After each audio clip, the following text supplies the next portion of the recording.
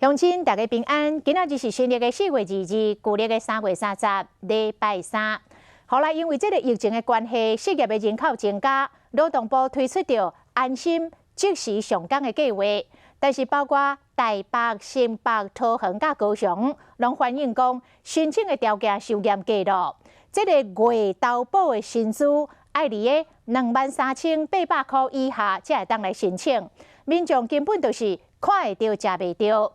像新北市有6成的民众资格无符合，台北市有4成的民众去互汰掉。到昨为止，劳动部提供的13000外工作的机会，有高达4000人无符合条件。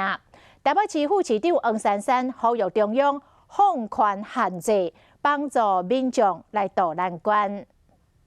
感谢05号到3号柜台办理。就业服务站未少失业的民众。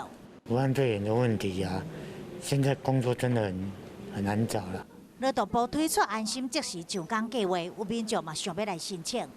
本身工作有时数有被减少这样子，所以想说来询问看看这个机会。投保薪资要23800以下。以下是比较严格，对啊。现在像我投保就超过3万块，那就没办法申请。因为安心即时上岗计划规定，月投保薪资是23800以下才会当申请。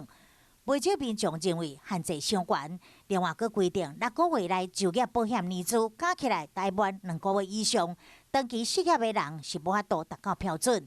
就算符合资格，每个月工时上限嘛只有80点钟，以时薪158来算，每一个人每个月只会当摕到12640，真正无多。